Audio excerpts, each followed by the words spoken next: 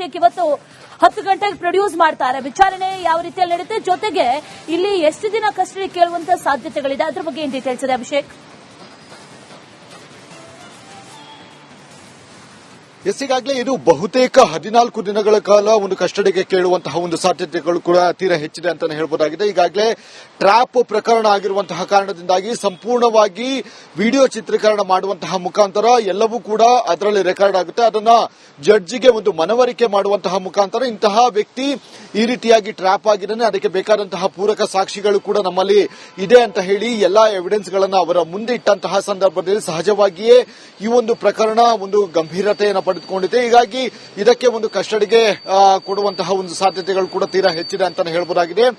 ಇದರಲ್ಲಿ ಬಹುತೇಕ ಲೋಕಾಯುಕ್ತ ಪ್ರಕರಣದಲ್ಲಿ ಏನದು ಒಂದು ಕಲರ್ ಏನಿದೆ ಅಂದ್ರೆ ನೋಟ್ಗಳನ್ನ ಮುಟ್ಟಿದಂತಹ ಸಂದರ್ಭದಲ್ಲಿ ನಂತರ ಕೆಮಿಕಲ್ ಅಲ್ಲಿ ಅವರ ಕೈಗಳನ್ನ ಮುಳುಗಿಸಿದಂತಹ ಸಂದರ್ಭದಲ್ಲಿ ಏನು ಒಂದು ರಿಯಾಕ್ಷನ್ ಆಗುತ್ತೆ ಅಂದ್ರೆ ಆ ಒಂದು ಕಲರ್ಗಳು ಏನು ಬರುತ್ತೆ ಅದೇ ಪ್ರೈಮ್ ಎವಿಡೆನ್ಸ್ ಅಂತ ಅನಿಸಿಕೊಳ್ಳುತ್ತೆ. ಹೀಗಾಗಿ ಸಹಜವಾಗಿಯೇ ಈ ಒಂದು ಲಂಚ ಪ್ರಕರಣ ಸಾಬೀತಾಗೋದಕ್ಕೆ ಅದೊಂದೇ ಕಾರಣಗಳು ಸಾಕ್ಷಿ ಅಂತಾನೆ ಹೇಳಬಹುದಾಗಿದೆ. ಇದೆಲ್ಲವೂ ಕೂಡ ಒಂದಷ್ಟು ಏನು ಎವಿಡೆನ್ಸ್ ಗಳನ್ನ ಜಡ್ಜ್ ಮುಂದೆ ಇಟ್ಟು ಈ ರೀತಿಯಾದಂತಹ ಒಂದು ಟ್ರ್ಯಾಪ್ ಪ್ರಕರಣದಲ್ಲಿ ಈ ರೀತಿಯಾಗಿ ವ್ಯಕ್ತಿ ಏನಿದ್ದಾನೆ ಈತ ಸಿಕ್ಕಿಬಿದ್ದಿದ್ದಾನೆ ಅನ್ನುವಂತಹ ಒಂದು ಕಾರಣವನ್ನ ನೀಡಿ ಅವರನ್ನ ಕಸ್ಟಡಿಗೆ ಪಡೆದುಕೊಳ್ಳುವಂತಹ ಸಾಧ್ಯತೆ ತೀರಾ ಹೆಚ್ಚಿದೆ ಅಂತಾನೆ ಹೇಳಬಹುದಾಗಿದೆ. ಹೀಗಾಗಿ ಸದ್ಯ ಸಂತೋಷ್ ಗಜಾನನ ಭಟ್ ಏನಿದ್ದಾರೆ ನ್ಯಾಯಾಧೀಶರು ಏನಿದ್ದಾರೆ ಅವರ ಮುಂದೆ ಅವರ ಮನೆಯಗೆ ಒಂದು ಪ್ರೊಡ್ಯೂಸ್ ಮಾಡುವಂತಹ ಸಾಧ್ಯತೆಗಳು ಕೂಡ ಇದೆ ಮತ್ತು ಪ್ರೊಡ್ಯೂಸ್ ಮಾಡಿದ ಬಳಿಕ ತಮ್ಮ ಒಂದು ಕಸ್ಟಡಿಗೆ ಕೇಳುವಂತಹ ಸಾಧ್ಯತೆಗಳು ಕೂಡ ತೀರಾ ಹೆಚ್ಚಿದೆ ಅಂತಾನೆ ಹೇಳಬಹುದಾಗಿದೆ. ಹೀಗಾಗಿ ಸದ್ಯ ಈ ಒಂದು ಪ್ರಕರಣಕ್ಕೆ ಸಂಬಂಧಿಸಿದಂತೆ ಇನ್ನೇನು ಕೆಲವೇ ಗಂಟೆಗಳಲ್ಲಿ ಈ ಒಂದು ಯಲಹಂಕದಲ್ಲಿರುವಂತಹ ಜುಡಿಷಿಯಲ್ ಲೇಔಟ್ಗೆ ಅವರನ್ನ ತರಲಾಗುತ್ತೆ. ನಂತರ ಅವರನ್ನ ಯಾವ ರೀತಿ ಅಂದ್ರೆ ಇಲ್ಲಿಯೇ ಎನ್ಕ್ವೈರಿಯನ್ನ ಮಾಡ್ತಾರ ಅಥವಾ ಗದಗಕ್ಕೆ ಹೋಗಿ ಅಲ್ಲಿ ಕರೆದುಕೊಂಡು ಹೋಗಿ ಅಲ್ಲಿ ಎನ್ಕ್ವೈರಿ ಮಾಡ್ತಾರೆ ಅನ್ನುವಂಥದ್ದು ಮುಂದಿನ ಹಂತದಲ್ಲಿ ಅಂದ್ರೆ ಐಒಗೆ ಬಿಟ್ಟಂತಹ ಒಂದು ವಿಚಾರ ಆಗಿರುವಂಥದ್ದು. ಮತ್ತೆ ಅದೇ ರೀತಿಯಾಗಿ ಮುಂದಿನ ಈ ಒಂದು ಪ್ರಕರಣಕ್ಕೆ ಸಂಬಂಧಿಸಿದಂತೆ ಸಾಕಷ್ಟು ಒಂದು ವಿಚಾರಣೆಗಳು ಕೂಡ ಬಿಜೆಪಿ ನಾಯಕ ಏನಿದ್ದಾನೆ ಅಂದ್ರೆ ಶಾಸಕ ಏನಿದ್ದಾನೆ ಆತನನ್ನ ಒಂದು ಎನ್ಕ್ವೈರಿ ಮಾಡುವಂತಹ ಸಾಧ್ಯತೆಗಳು ಕೂಡ ತೀರಾ ಹೆಚ್ಚಿದೆ. ಮತ್ತು ಈಗಾಗಲೇ ದೂರುದಾರನಿಂದ ಎಲ್ಲವೂ ಕೂಡ ಅಂದ್ರೆ ಸಾಕ್ಷಿಗಳ ಸಮೇತವಾಗಿ ಯಾವ ಕಾರಣಕ್ಕೆ ಈತ ಲಂಚವನ್ನ ಬೇಡಿಕೆಯನ್ನ ಇಟ್ಟಿದ್ದ ಮತ್ತೆ ಯಾರಿಂದ ಈತ ಒಂದು ಹಣವನ್ನು ತೆಗೆದುಕೊಂಡಿದ್ದ, ಈ ಹಿಂದೆ ಏನಾದರೂ ಹಣವನ್ನ ತೆಗೆದುಕೊಂಡಿದ್ದ ಅದೆಲ್ಲದರ ಡೀಟೇಲ್ಸ್ ಗಳನ್ನ ಕಲೆ ಹಾಕೋದಕ್ಕೆ ಈಗಾಗಲೇ ಲೋಕಾಯುಕ್ತ ಅಧಿಕಾರಿಗಳು ಈಗಾಗಲೇ ಮುಂದಾಗಿರುವಂತದ್ದು. ಸದ್ಯದ ಮಟ್ಟಿಗೆ ಜನಪ್ರತಿನಿಧಿ ಆಗಿರುವಂತಹ ಕಾರಣದಿಂದಾಗಿ ಅವರ ಒಂದು ಜನಪ್ರತಿನಿಧಿಗಳ ನ್ಯಾಯಾಲಯಕ್ಕೆ ಒಂದು ಹಾಜರುಪಡಿಸಲಾಗಿದೆ. ನಂತರ ಈ ರೀತಿಯಾಗಿ ಕೃತ್ಯಕ್ಕೆ ಏನೇನಾಗಿದೆ ಅಂದ್ರೆ ಇದರ ಒಂದು ಸಂಪೂರ್ಣವಾಗಿ ಯಾವ ಟೆಂಡರ್ಗಳಲ್ಲಿ ಆಗಿರಬಹುದು ಮತ್ತೆ ಯಾವ ಕಾರಣಕ್ಕೆ ಈತ ಒಂದು ಲಂಚವನ್ನು ತೆಗೆದುಕೊಂಡಿದ್ದಾನೆ ಅದೆಲ್ಲದರ ಒಂದು ಮನವರಿಕೆಯನ್ನು ಮಾಡಿದಂತಹ ಸಂದರ್ಭದಲ್ಲಿ ಸಹಜವಾಗಿ ಈ ಒಂದು ಪ್ರಕರಣಕ್ಕೆ ಒಂದು ಗಂಭೀರತೆಯನ್ನು ಪಡೆದುಕೊಳ್ಳುತ್ತೆ ಅಂತ ಹೇಳಬಹುದಾಗಿದೆ. ಈಗ ಸದ್ಯದ ಮಟ್ಟಿಗೆ ಇನ್ನೇನು ಕೆಲವೇ ಗಂಟೆಗಳಲ್ಲಿ ಬೆಂಗಳೂರಿಗೆ ಆತನನ್ನು ಕರೆತರಲಾಗುತ್ತೆ. ಪ್ರೊಡ್ಯೂಸ್ ಮಾಡಿದ ಬಳಿಕ ಎಷ್ಟು ದಿನಗಳ ಕಾಲ ಅಂದ್ರೆ ಸಹಜವಾಗಿ 14 ದಿನಗಳ ಕಾಲ ಇದು ಮಾಡ್ತಾರೆ. ಆದ್ರೆ ನ್ಯಾಯಾಧೀಶರು ಎಷ್ಟು ದಿನಗಳ ಕಾಲ ಅವರಿಗೆ ಕಸ್ಟಡಿ ಕೊಡ್ತಾರ ಅಥವಾ ನ್ಯಾಯಾಂಗ ಬಂಧನಕ್ಕೆ ವಿಧಿಸ್ತಾರ ಅನ್ನುವಂಥದ್ದು ಮುಂದಿನ ಹಂತದಲ್ಲಿ ಕಾದು ನೋಡಬೇಕಾಗಿದೆ. ಅಶ್ವಿನಿ. ರೈಟ್ ಅಭಿಷೇಕ್, ಅದರ ಜೊತೆಯಲ್ಲಿ ಈಗ ಗಮನಿಸೋದಾದ್ರೆ ಈ ಸರ್ಕಾರಿ ಅಧಿಕಾರಿಗಳು ಸಾಕಷ್ಟು ಸಂದರ್ಭದಲ್ಲಿ ಸಿಕ್ಕಾಕೊಂಡಿರೋದುಂಟು. ಆದ್ರೆ ಶಾಸಕರೇ ಇಂತಹ ಪ್ರಕರಣದಲ್ಲಿ ಸಿಕ್ಕಾಕೊಂಡಿರೋದು ಒಂದು ರೀತಿಯಲ್ಲಿ ತೀವ್ರ ಮುಜುಗರ. ಅದರ ಜೊತೆಯಲ್ಲಿ ಯಾವ ರೀತಿ ಇದನ್ನು ಎದುರಿಸ್ತಾರೆ ಅನ್ನುವಂತಹ ಪ್ರಶ್ನೆ. ಆ ನಿಟ್ಟಿನಲ್ಲಿ ಜಡ್ಜ್ ಮುಂದೆ ಈಗ ಹಾಜರುಪಡಿಸ್ತಾರೆ, ಅಲ್ಲಿ ಯಾವ ರೀತಿಯ ಸಿದ್ಧತೆಗಳನ್ನು ಮಾಡಿಕೊಳ್ಳಲಾಗಿದೆ, ಅದ್ರ ಬಗ್ಗೆ ಏನ್ ಡೀಟೇಲ್ಸ್ ಇದೆ?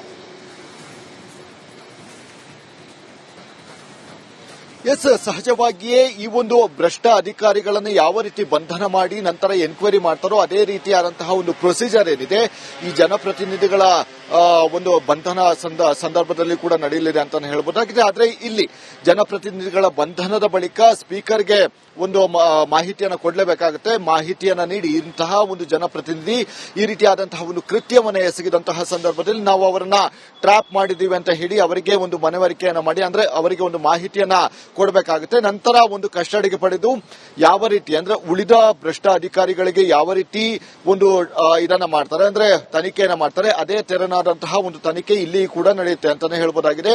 ಈಗ ಸದ್ಯದ ಮಟ್ಟಿಗೆ ಬಹುತೇಕ ಲೋಕಾಯುಕ್ತ ಟ್ರ್ಯಾಪ್ ಆದಂತಹ ಸಂದರ್ಭದಲ್ಲಿ ಟ್ರ್ಯಾಪ್ ಯಶಸ್ವಿ ಆದಂತಹ ಸಂದರ್ಭದಲ್ಲಿ ಅವರಿಗೆ ಜಾಮೀನು ಸಿಗೋದು ಬಹುತೇಕ ಡೌಟ್ ಅಂತಾನೆ ಹೇಳಬಹುದಾಗಿದೆ. ಯಾಕಂದ್ರೆ ಉಳಿದ ಪ್ರಕರಣದಲ್ಲಿ ಆದ್ರೆ ಪೊಲೀಸರು ಒಂದು ಎವಿಡೆನ್ಸ್ ಗಳನ್ನು ಕಲೆ ಹಾಕಬೇಕಾಗುತ್ತೆ ಮತ್ತೆ ಅದಕ್ಕೆ ಬೇಕಾದಂತಹ ಪೂರಕವಾದಂತಹ ಒಂದಷ್ಟು ಮಾಹಿತಿಗಳನ್ನು ಕಲೆ ಹಾಕಬೇಕಾಗುತ್ತೆ, ಅದನ್ನ ಪ್ರೂವ್ ಮಾಡಬೇಕಾಗುತ್ತೆ. ಆದ್ರೆ ಇಲ್ಲಿ ಲೋಕಾಯುಕ್ತ ಟ್ರ್ಯಾಪ್ ಏನಿದೆ ಪೂರ್ವ ಒಂದು ನಿಯೋಜಿತ ಅಂದ್ರೆ ಯಾವ ರೀತಿ ಅಂತ ಹೇಳಿದ್ರೆ ಈತ ಒಂದು ಲಂಚವನ್ನು ತೆಗೆದುಕೊಂಡಿದ್ದೇ ಆದಂತಹ ತೆಗೆದುಕೊಳ್ಳೋದಕ್ಕೆ ಬಯಸ್ತಾನೆ ಅಂತ ಹೇಳಿದ್ರೆ ಅದಕ್ಕೆ ಪೂರ್ವ ಸಿದ್ಧತೆಗಳನ್ನು ಕೂಡ ಮಾಡ್ತಾರೆ. ಅಂದ್ರೆ ಆತನ ಟ್ರ್ಯಾಪ್ ಮಾಡೋದಕ್ಕೆ ಎಲ್ಲಾ ಸಿದ್ಧತೆಗಳನ್ನು ಕೂಡ ಮಾಡ್ತಾರೆ.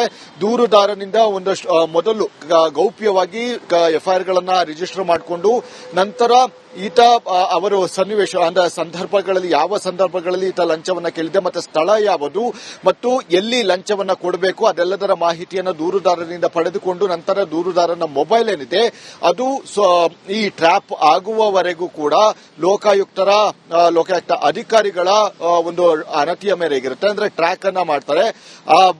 ಯಾವ ರೀತಿ ಅವರಿಗೆ ಹಣವನ್ನು ತಲುಪಿಸಬೇಕು, ಅವರು ಹಣದ ಬೇಡಿಕೆ ಇಟ್ಟಂತಹ ಸಂದರ್ಭದಲ್ಲಿ ಯಾವ ರೀತಿ ಹಣವನ್ನು ಕೊಡಬೇಕು ಅದೆಲ್ಲದರ ಪೂರ್ವವಾಗಿ ಒಂದಷ್ಟು ಪ್ಲಾನ್ ಗಳನ್ನು ಮಾಡ್ತಾರೆ.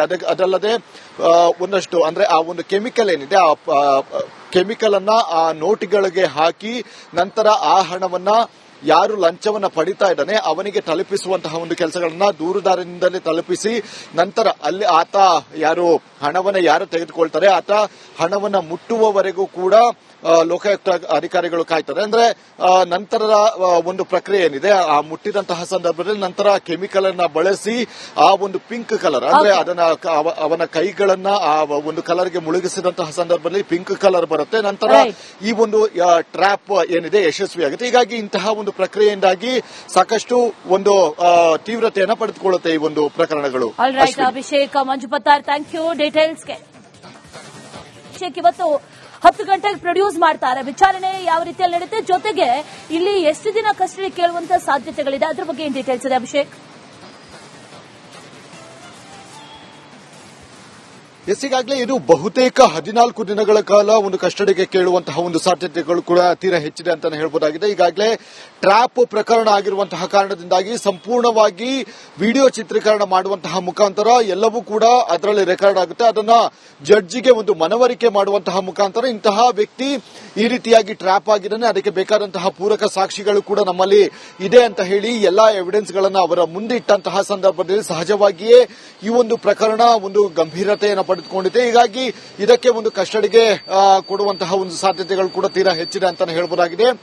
ಇದರಲ್ಲಿ ಬಹುತೇಕ ಲೋಕಾಯುಕ್ತ ಪ್ರಕರಣದಲ್ಲಿ ಏನದು ಒಂದು ಕಲರ್ ಏನಿದೆ ಅಂದ್ರೆ ನೋಟ್ಗಳನ್ನ ಮುಟ್ಟಿದಂತಹ ಸಂದರ್ಭದಲ್ಲಿ ನಂತರ ಕೆಮಿಕಲ್ ಅಲ್ಲಿ ಅವರ ಕೈಗಳನ್ನ ಮುಳುಗಿಸಿದಂತಹ ಸಂದರ್ಭದಲ್ಲಿ ಏನು ಒಂದು ರಿಯಾಕ್ಷನ್ ಆಗುತ್ತೆ ಅಂದ್ರೆ ಆ ಒಂದು ಕಲರ್ಗಳೇನು ಬರುತ್ತೆ ಅದೇ ಪ್ರೈಮ್ ಎವಿಡೆನ್ಸ್ ಅಂತ ಅನಿಸಿಕೊಳ್ಳುತ್ತೆ. ಹೀಗಾಗಿ ಸಹಜವಾಗಿಯೇ ಈ ಒಂದು ಲಂಚ ಪ್ರಕರಣ ಸಾಬೀತಾಗೋದಕ್ಕೆ ಅದೊಂದೇ ಕಾರಣಗಳು ಸಾಕ್ಷಿ ಅಂತಾನೆ ಹೇಳಬಹುದಾಗಿದೆ. ಇದೆಲ್ಲವೂ ಕೂಡ ಒಂದಷ್ಟು ಎವಿಡೆನ್ಸ್ ಗಳನ್ನ ಜಡ್ಜ್ ಮುಂದೆ ಇಟ್ಟು ಈ ರೀತಿಯಾದಂತಹ ಒಂದು ಟ್ರ್ಯಾಪ್ ಪ್ರಕರಣದಲ್ಲಿ ಈ ರೀತಿಯಾಗಿ ವ್ಯಕ್ತಿ ಏನಿದ್ದಾನೆ ಈತ ಸಿಕ್ಕಿಬಿದ್ದಿದ್ದಾನೆ ಅನ್ನುವಂತಹ ಒಂದು ಕಾರಣವನ್ನ ನೀಡಿ ಅವರನ್ನ ಕಸ್ಟಡಿಗೆ ಪಡೆದುಕೊಳ್ಳುವಂತಹ ಸಾಧ್ಯತೆ ತೀರಾ ಹೆಚ್ಚಿದೆ ಅಂತಾನೆ ಹೇಳಬಹುದಾಗಿದೆ. ಹೀಗಾಗಿ ಸದ್ಯ ಸಂತೋಷ್ ಗಜಾನನ ಭಟ್ ಏನಿದ್ದಾರೆ ನ್ಯಾಯಾಧೀಶರು